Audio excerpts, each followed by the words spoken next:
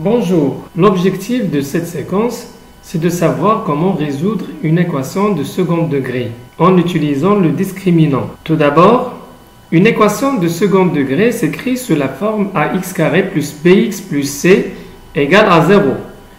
Bien sûr, a doit être différent de 0, sinon on ne peut pas parler d'une équation de second degré. Alors pour résoudre une équation de second degré, en utilisant bien évidemment cette méthode, il faut calculer le discriminant delta. Alors, delta est égal b carré moins 4ac. Alors, si delta est strictement supérieur à 0, l'équation admet deux solutions distinctes, x1 et x2, avec x1 égale à moins b moins racine carrée de delta sur 2a, x2 égale moins b plus racine carrée de delta sur 2a. Maintenant, si delta est égal à 0, alors l'équation admet une seule solution, x0 avec x0 égale à moins b sur 2a. Dans le premier cas, si delta est strictement positif, alors on a x1 égale moins b moins racine carrée de delta sur 2a et x2 est égal moins b plus racine carrée de delta sur 2a. Si vous remplacez le delta ici par 0, qu'est-ce que vous remarquez? Alors, moins b moins 0 sur 2a, ça vous donne moins b sur 2a. Ce qui est le cas dans le cas où delta est égal à 0. Aussi, la deuxième solution, si vous remplacez delta par 0, vous trouvez la même chose, moins b sur 2a. Donc, ça vous donne x0 est égal moins b sur 2a. Alors, c'est pourquoi on appelle moins b sur 2a la racine double du trinôme ax carré plus bx plus c. Alors, le dernier cas, si delta inférieur strictement à 0. Alors, dans ce cas, l'équation n'admet aucune solution. Alors, récapitulons. Pour résoudre une équation de second degré, on a des étapes à suivre. Bien sûr, a doit être différent de 0. Premièrement, il faut calculer le discriminant. Le discriminant est donné par delta est égal à b carré moins 4ac. C'est le discriminant. Puis, si delta est strictement positif, alors l'équation admet deux solutions distinctes. x1, x2 avec x1 est égal à moins b moins racine carrée de delta sur 2a et x2 est égal à moins b plus racine carrée de delta sur 2a. Par contre, si delta est égal à 0, alors l'équation admet une seule solution, x0 avec x0 est égal à moins b sur 2a. Finalement, si delta inférieur strictement à 0, l'équation n'admet aucune solution. Après, on va faire quelques applications pour bien assimiler ces trois cas. On va résoudre dans R les trois équations suivantes. Alors, on commence par la première équation. On a 2x au carré moins x moins 10 égale à 0. Alors tout d'abord, il faut calculer delta. Delta est égal à b carré moins 4ac. Allons-y, calculons delta. Pour calculer delta, il faut déterminer les coefficients a, b et c. Alors par comparaison, on va écrire la forme générale a x au carré plus bx plus c égale à 0. Alors, par identification, on a A est égal à 2, B égale moins 1 et C égale à moins 10. Calculons le discriminant delta. On a delta égale à B carré, on rappelle la formule, moins 4AC. Alors, B carré, c'est moins 1 au carré, moins 4, A qui vaut 2, voilà, et C qui vaut moins 10 égale 1 plus 80, ce qui donne 81.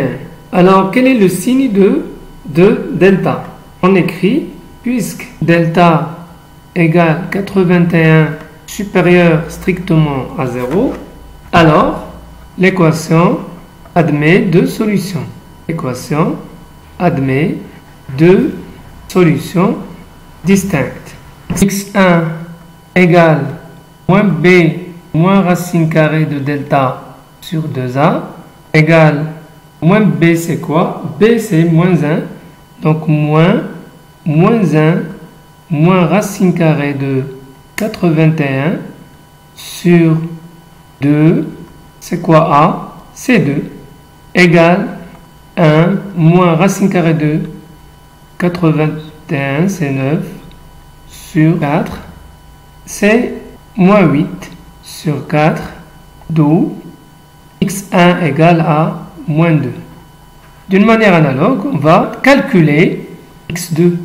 x2 est égal à moins b plus racine carrée de delta sur 2a égale moins, alors b est égal à moins 1, donc moins 1, plus racine carrée de delta, c'est racine carrée de 81 sur 2 fois 2 égale 1 plus 9 sur 4 égale 10 sur 4.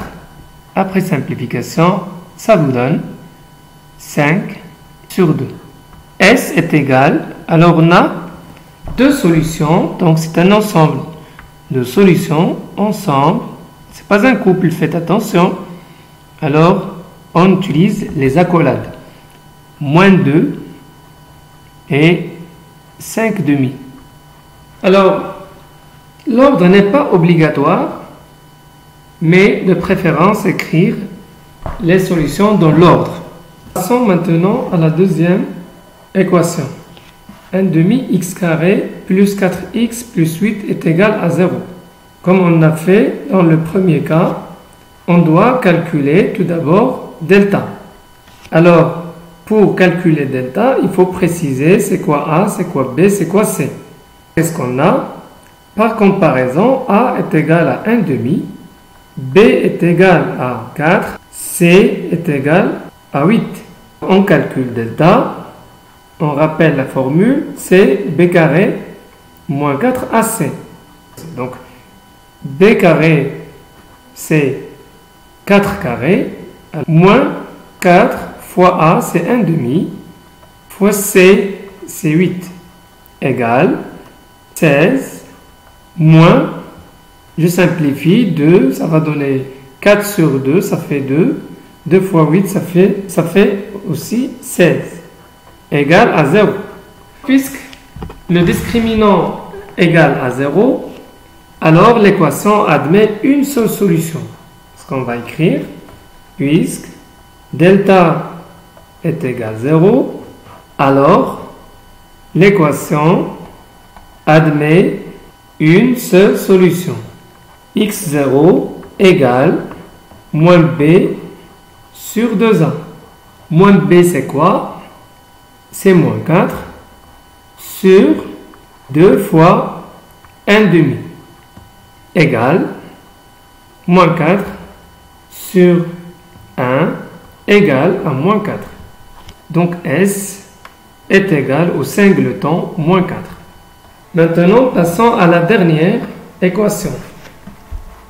A est égal, donc on va préciser A et B et C. Alors A est égal à 1.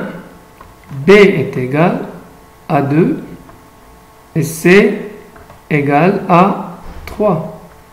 Calculons delta, on a delta est égal B carré moins 4AC égale 2 au carré moins 4 fois 1 fois 3. Ça fait 4 moins 12 égale à moins 8. Alors on a le discriminant dans ce cas est négatif. On écrit puisque delta égale à moins 8 inférieur strictement à 0, alors l'équation n'admet pas de solution. Donc S égale à l'ensemble vide